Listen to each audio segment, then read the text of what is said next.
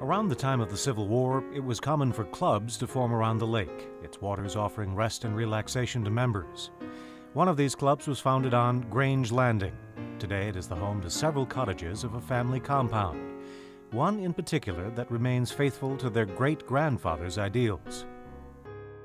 We're at Grange Landing, where the Black Point Club was founded in 1840. Black Point is in the background and was the prominent visible feature from here, and they took the name from that.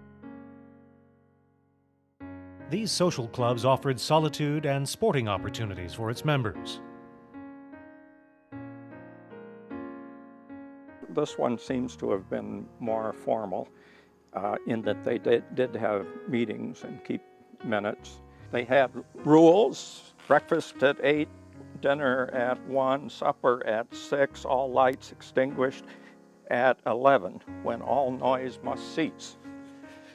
And they took it seriously.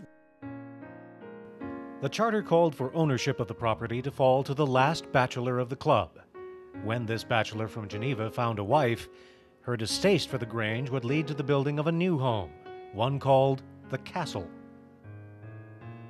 A Dr. Worthington, nominally from Geneva, and he fell in love with a woman in Paris. She was actually Scottish, but living in Paris, and brought her over, and she found this building was very smoky and not very pleasant for a lady from Paris.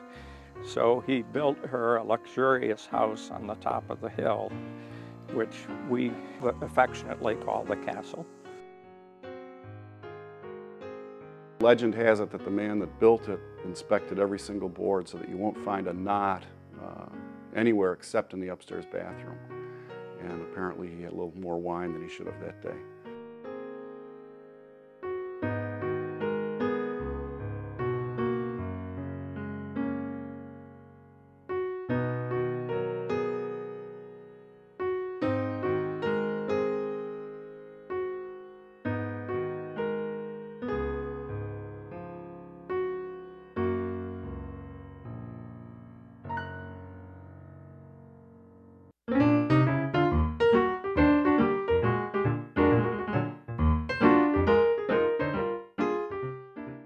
Today, what was once the Black Point Men's Club is a family compound.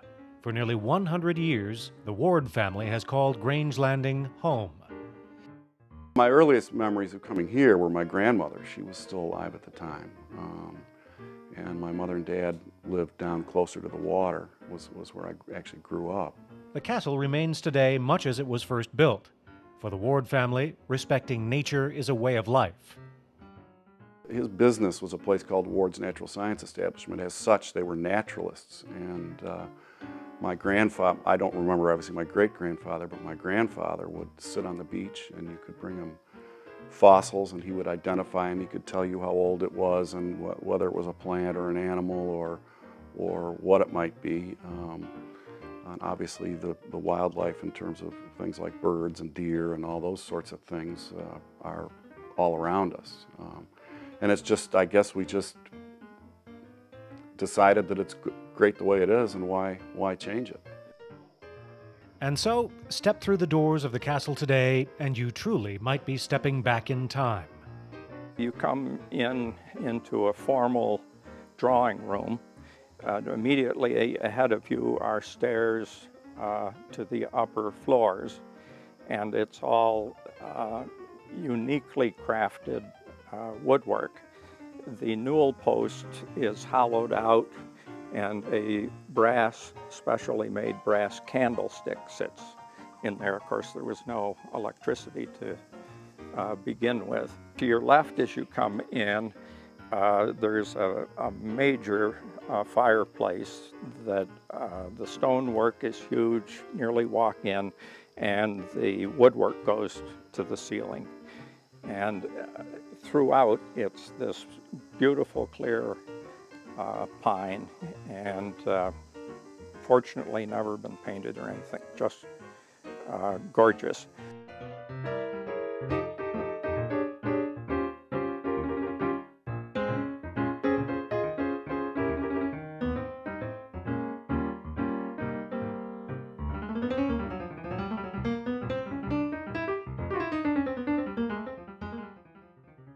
Across from the fireplace, there is an antique piano. Above it, a valuable reverse glass painting of Professor Ward.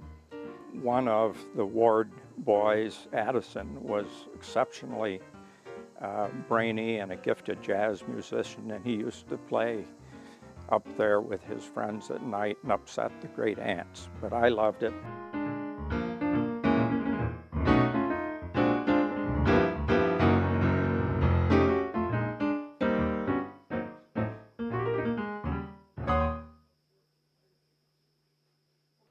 There's a drawing room, a small drawing room further on to the right, again with lovely paneling and an exquisite fireplace.